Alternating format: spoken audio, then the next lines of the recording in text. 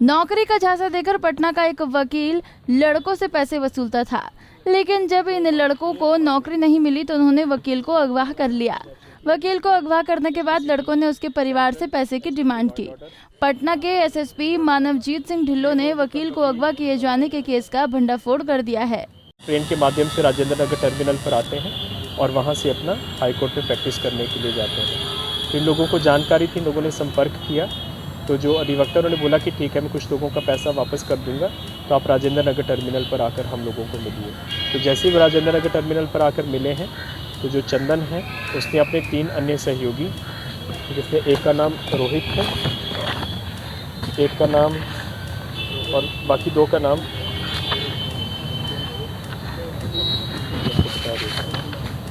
सुभाष कुमार और प्रिंस, लोग बोलेरो में थे।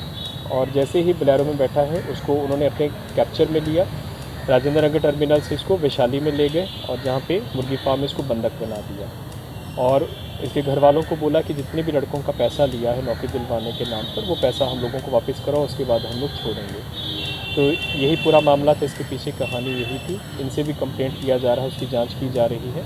और जिन लोगों से पैसा लिया है, अभी 70,000 रुपये का हम लोगों को प्रूफ मिला है, तो उसके ऊपर भी हम लोग अलग रूप से कार्रवाई करेंगे। जांच होने के बाद जो भी साक्ष्य आएगा। पर हेड कितना रुपया ले रहा है? 70,000 रुपया एक व्यक्ति ने जो भी तक दिया है, 70,000 रुपया दिया था, उसका भी लोग सत्यापन करा रहे हैं। इनके पास पूरा सूची है उसका। ये पैसा डायरेक्ट लेता था सर? कैश के माध्यम से लेता था, कैश के माध्यम से लिया था और 2020 से पैसा ले रहे थे। और 5 बजे की घटना है, जो रिपोर्ट हुई है 10:30 बजे के दिन। हाईकोर्ट नहीं आए थे, राजेंद्र नगर टर्मिनल से जैसे ही वो ट्रेन से उतरे हैं, बोलेरो गाड़ी में थे, वहीं से उसको कैप्चर करके और ले गए हैं। तो 6 घंटे में इसको सकुशल बरामद किया गया है और इसको जान मारने की धमकी भी दे रहे थे अपहरणकर्ता जो थे। इनमें से जो 3 अपहरणकर्ता हैं वो देसी थाना के रहने वाले हैं, वैशाली जिला के हैं, और एक जो चंदन कुमार है वो औरंगाबाद का रहने वाला है। वहीं एसएसपी मानवजीत सिंह ढिल्लों ने बताया है कि नकली नोट का धंधा करने वाले गिरोह का भी भंडाफोड़ किया गया है। नकली नोटों की छपाई का नेपाल कनेक्शन मिला है। इसमें पटना पुलिस जांच को आगे बढ़ाने के लिए नेपाल पुलिस से मदद मांगेगी। उन्होंने लिए थे और ये लोग जो स्थानीय कैश ट्रांजैक्शन करते हैं, जो कैश एक्सचेंज करते हैं, उन्हीं को ये लोग सप्लाई करते थे। ये बहुत हाई क्वालिटी के नहीं थे। अगर आप उसको प्रथम दृष्टिया भी देखेंगे तो आराम से आपको पता चल जाएगा कि बहुत लो क्वालिटी का ये लोग काम कर रहे थे और नेपाल में ही लोग छाप रहे थे। कुछ हम लोगों को क्लूज़ मिले, हम लोग नेपाल पुलिस की उस पर मदद भी देंगे जहाँ पे नोट छप रहे थे। और यहाँ पर जो स्थानीय जो कैश एक्सचेंज करते हैं, उन्हीं को आकर ये लोग सप्लाई करते थे।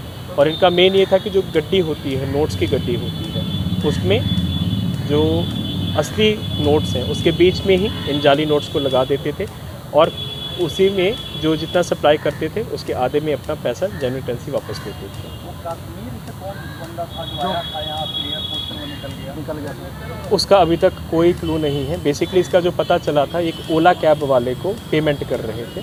ओला कैब वाले को जब इन्होंने पेमेंट किया है, इन्होंने कैब हायर किया था जहाँ पे इनको जाना था, तो उसने देखा कि नोट नकली लग रहे हैं। उसी में इनका विवाद हुआ। तो बगल में ही क्योंकि थाना की गाड़ी थी, तो जब विवाद हुआ तो थाना की गाड़ी वहाँ पे गई। जब उन्होंने देखा तो 2.25 लाख रुपए का इनसे कैश मिला, 2,18,000 रुपये का, और देखने से पता चला कि नकली नोट है। लेकिन कश्मीर वाला एंगल, जो एयरपोर्ट वाला एंगल है, वो अभी तक संपुष्ट नहीं हो पाया।